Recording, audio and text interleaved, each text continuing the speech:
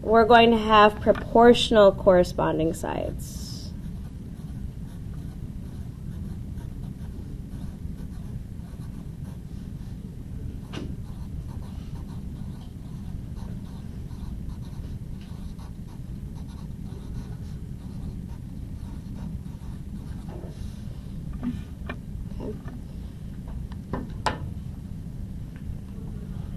So those are the three really big ideas here when we talk about similar polygons, is that they look similar, hence the word similar, polygons.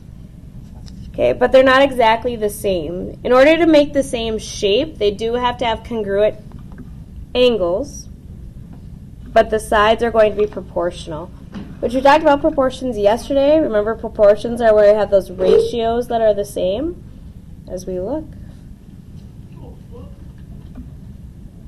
Okay, and then our last word that we have is scale factor before we go on to the next part.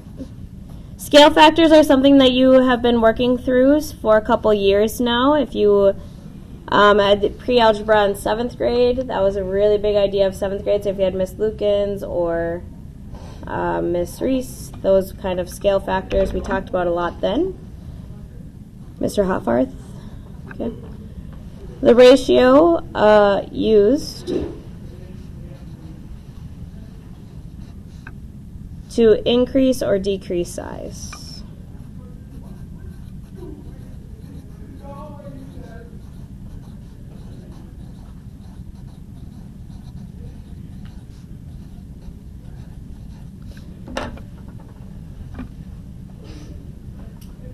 Alright, so I know that was a lot of definitions, a lot of writing. We do have a glue in today. Exactly where that is.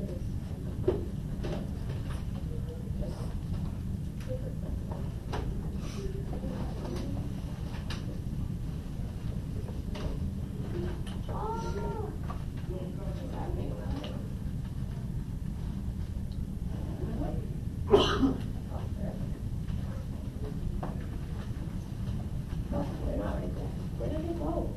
I'm going insane.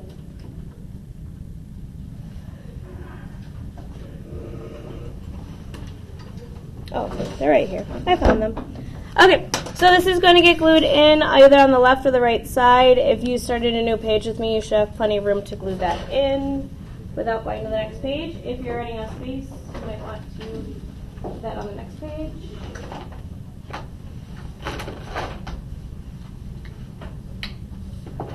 How are you going to grasp this one?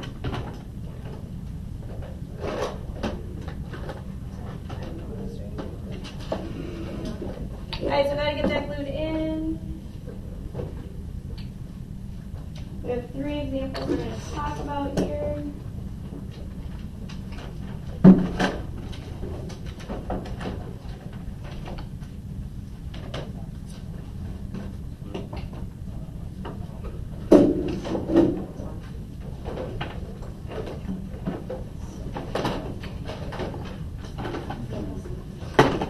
So glue this on the left or the right side, whatever you like to show your work on.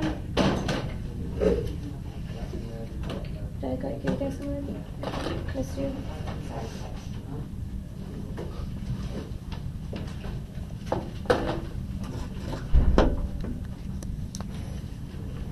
Alright, as we work, I'm going to be using a couple colored pencils, so if you want to take your colored pencil bin out, I know a couple of them, they've been spilled in your bins. Been trying to organize those bins, they're turning into a mess. But if you want to take out colored pencils so you can color code, you can. I'm going to use 4 colored pencils as we work today. Start off with just 3. But I'm going to use yellow, red, blue, and yellow, red, blue, and green, I suppose.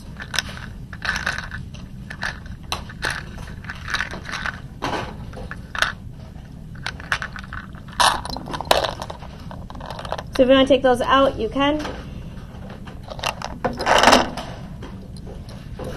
Give you about 15 more seconds here to get set up, get ready.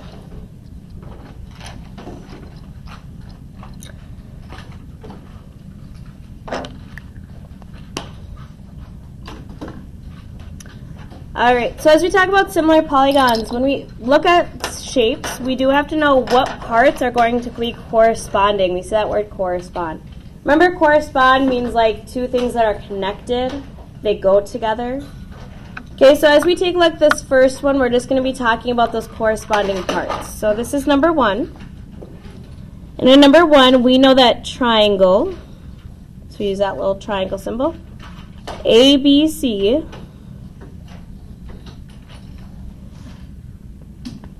now we're going to use this symbol for similar. And the symbol is almost like a congruent symbol, but without the equals. They're not equal to each other. They're not congruent to each other. They're similar. So we just use just the squiggle. Dang. Focus. You can do it. Okay, triangle ABC is similar to triangle RST.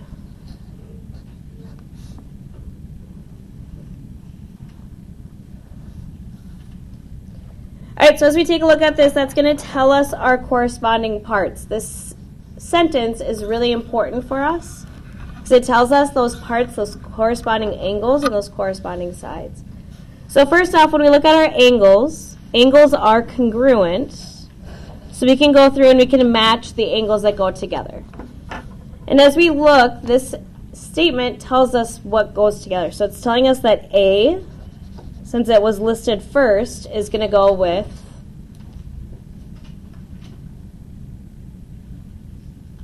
R, yeah. Okay, and angles are congruent, so I'm going to mark that with that one arc, an angle A, one arc with R. So angle A is congruent to angle R.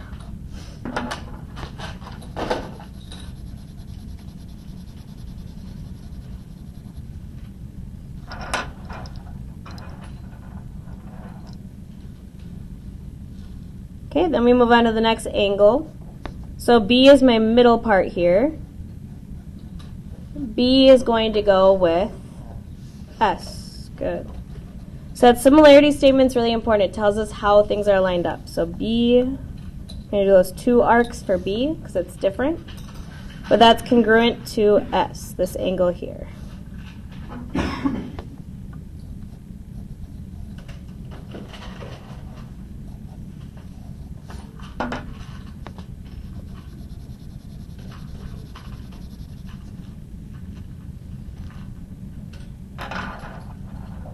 And then last we have angle C will be congruent to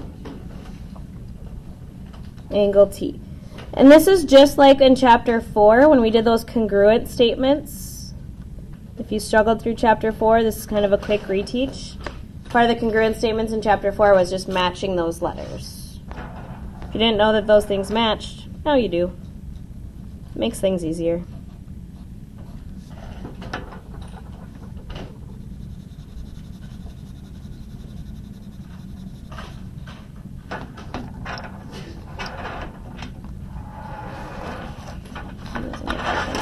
Okay. All right, next up we have sides that we're going to talk about. I'm just going to do a little dashed line here. Talk about the sides. Now the sides aren't equal. The sides are proportional. Okay, proportional means we're comparing those ratios. So we're comparing one side on one shape to the corresponding side of the other shape. So I'm going to start with AB. So AB. And if I look at AB, that's my first two letters here. It's going my yellow to my red. What side would that correspond with over in my other triangle? Good, RS. So AB over RS. So that's a ratio. We're comparing those two numbers as a fraction. Equals. And then we're going to compare the other ratios. But we have to make sure that we're doing it the same shape on top. We can't just flip. Right now, do we have the bigger shape on top or the bigger shape on bottom?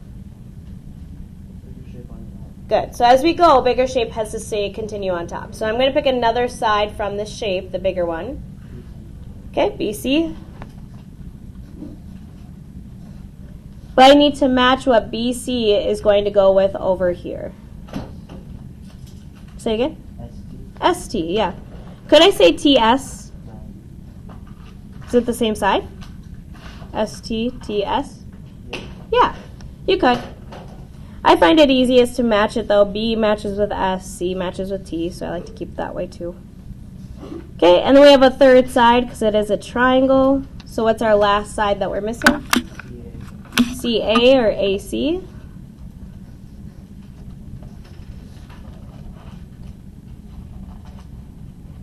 And what's the side that corresponds to AC? TR or RT, either one. Okay, I like to have those markings on my shape, and that helps me do this a little bit faster. Otherwise, you can always look back at that or similarity statement. A, B is my first two letters, that goes with RS. B, C are the last two letters, that goes with ST, the last two letters. A, C are the outside letters, which goes with the outside letters here. Okay. All right, two more problems. Okay, our next problem, the question is this going to be similar? Are the figures similar? So I'm just going to do a similar question mark. If you wanted to write out the whole question, it'd be, are the two polygons similar? All right, in order to be similar, two things we have to check. We have to check our angles.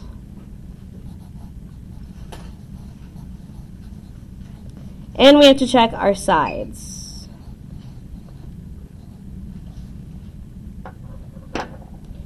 So first off, when I look at angles, I'm just double checking that every angle has a corresponding, a congruent angle.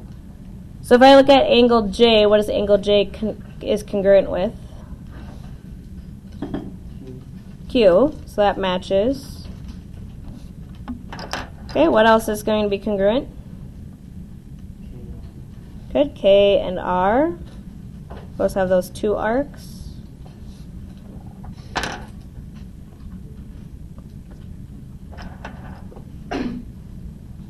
L matches with S.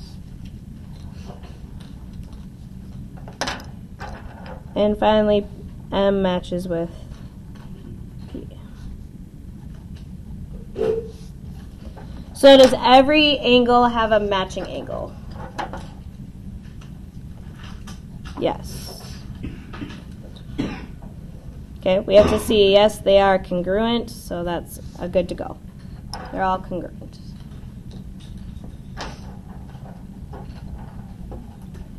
Seeing a couple of people finish that coloring. Give you a little more time here.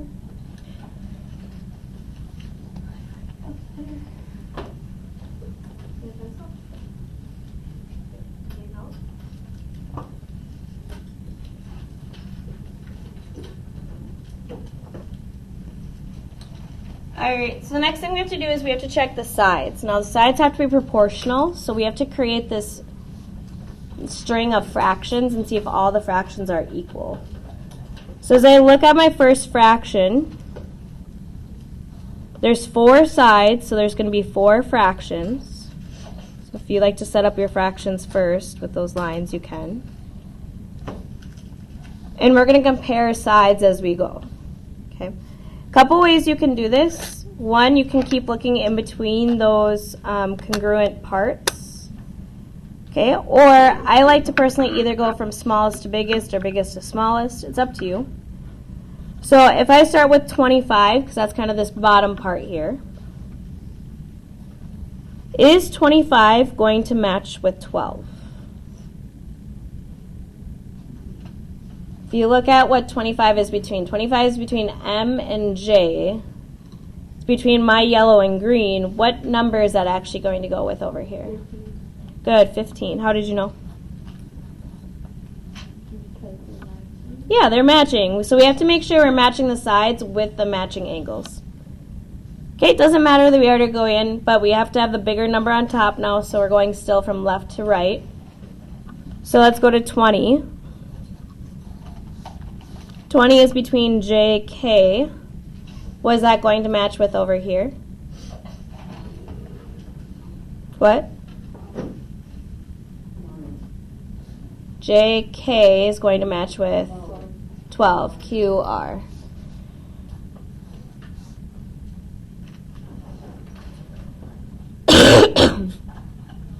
Okay, then we have LK is 15. And that's going to match with 9. And then our last one we have is 24, which would match with 14.4. Now, we can't just say that these are equal. We have to actually double check. So this is where we're going to use our calculator. And we actually have to put this in our calculator and see if these are all the same. Okay, this is the part where we see if they're proportional. So 25 divided by 15. Okay, we get 1.6 repeating. So I'm just going to write that below it so that way I don't forget. 1.6 repeating, which equals 20 divided by 12. 1.6 repeating.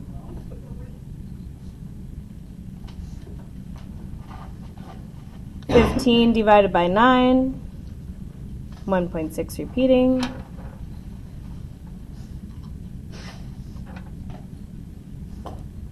And 24 divided by 14.4, 1.6 repeating. So are these all equal? Yep, it works. So because we have both the angles are congruent, all of our ratios are the same, are these two shapes similar? Yes. And we do need to write a similarity statement. The first similarity statement doesn't matter the order we go in. As long as we go in connecting order, we can't jump across and do diagonals. Ishmael, how do you want to name this first shape? What letter do you want to start at? J. J, okay. J and then? I'll go M or K? M? So J, M, L, K is similar to... Now the second one, we have to make sure we're doing it in the same order, the parts that are similar. So from here, J, what matched J over on the other side? Q. And then it went to M, P, then L, S, and then finally at R.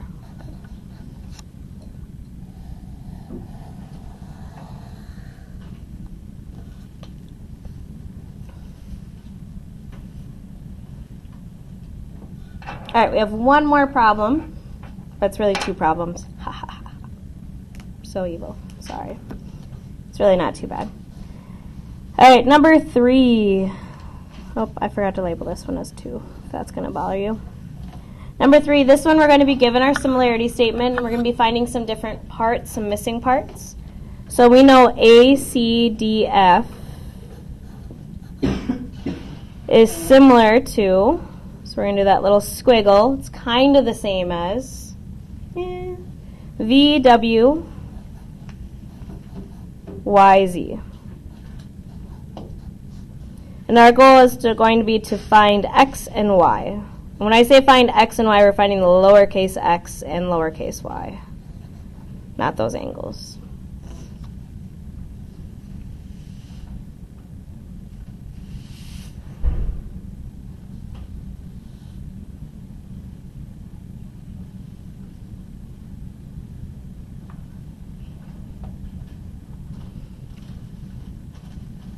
All right, so first thing we're going to do is kind of match up the parts that they're giving us here. Which ones go with which should be, feels like it, most of it should be pretty obvious, but we're not maybe quite 100% sure because we want to double check. So as I look at X, X is F to D, which I labeled that as the last two here, FD. So that's going to go with YZ. So I'm just going to color code those both yellow so I know that these go together. They're corresponding parts. They're not exactly the same, but they go together. Okay. If you need to show that that's how we knew DF was the last two letters, which went with YZ, the last two letters.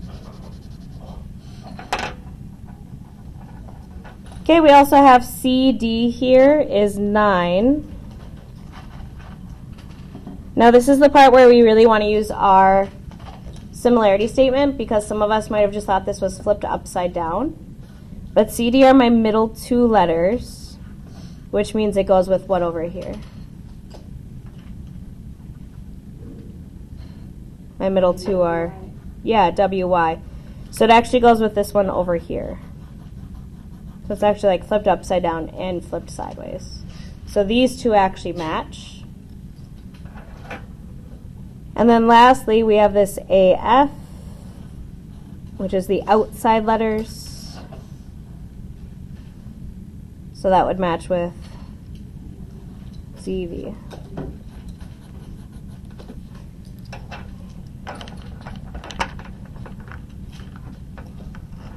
Okay, so that's our good visual to start off with.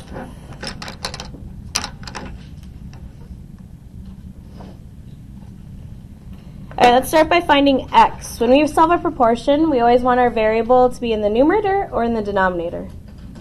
Numerator.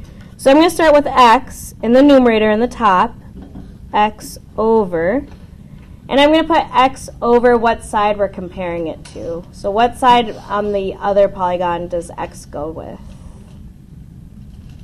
Yeah, 10. Now, I want to set that equal to, and then this ratio, I need to know both numbers. I can't have another unknown, because otherwise we won't be able to solve it. So do I want to use 12 and 3y minus 1, or 9 and 6? 9 and 6. Do I want 9 to be on top or on bottom? Yeah, 9 is from the shape with the x, and we put x on top, so 9 is going to go on top with that x. 6 comes from the shape with the 10, so 6 will go on bottom. All right, this might look really complex to those of you that maybe weren't here yesterday. Yesterday we just talked about how to solve this real easy peasy. To get that x by itself, we're undoing this 10. What is the x and the 10 doing when they're right next to each other? What are they doing? Dividing. How do you undo divide? Multiply. So we just multiply both sides by 10. And we get x equals, in my calculator, I'm going to type in 9 divided by 6 times 10. And we get 15.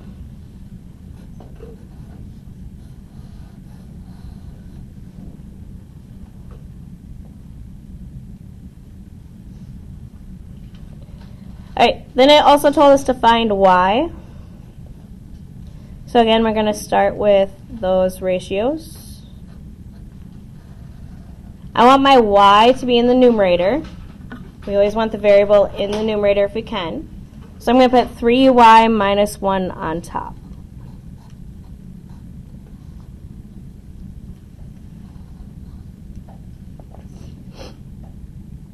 In the denominator, I want to put that side that corresponds with 3y minus 1. So what side corresponds or matches with the 3y minus 1? 12. Okay, now I could use the 10 and 15, because I now know this x is 15 if I wanted to. Let's keep using the 9 and the 6. Do I want it to be 9 over 6 or 6 over 9? Why do I want 6 on top this time?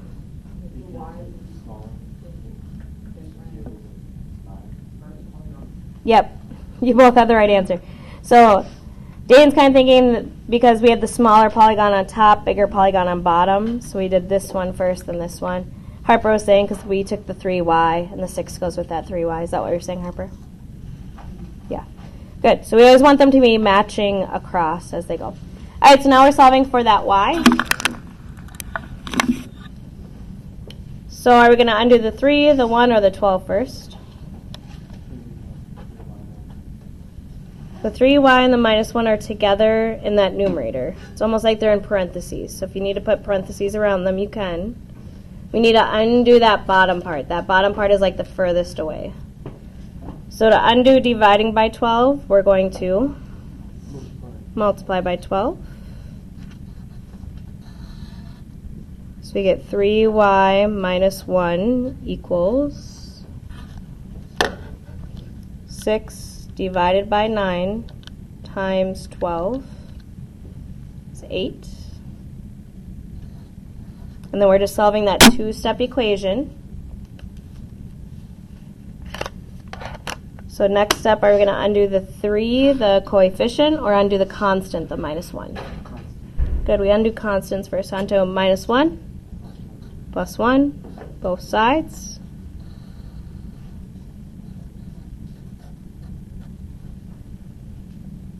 Eight plus 1, 9. And then to get y completely by itself, how do we undo that? Multiplying by 3? Divide by 3. Good. So y equals 3.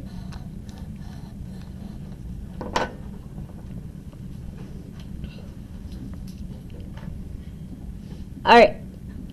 This is a pretty fast-moving This is a pretty fast-moving chapter. It's interesting because what we just did here, this is really what we're going to be doing so many times. You guys are going to be like, okay, you just set up a proportion, you say it's equal. So these first couple lessons might feel like we're doing a lot, these first couple, but once we hit 7-4, you guys are going to be like, okay, we get it already. We just set up proportions. We say they're the same, and then we solve it, and then we're done. Yep, that's all we're really doing. Okay, the rest of the time,